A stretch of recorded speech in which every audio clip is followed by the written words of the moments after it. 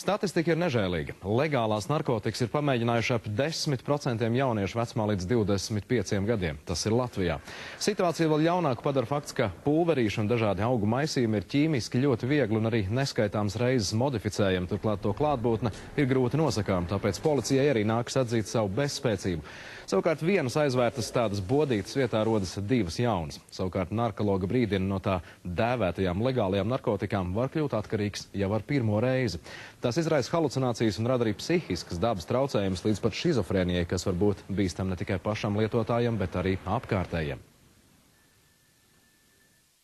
Viņi ir neadekvātos stāvokļos, viņi parasti ir dezorientēti un bieži vien arī dažādas likuma pārkāpumus veids. Tā kā katrā ziņā tā bīstamība ir ne tikai viņām pašām, bet arī apkārtējiem, jo tajā halucināciju varā, kas ir šo te vielu ietekmē, viņi var uzbrukt citiem.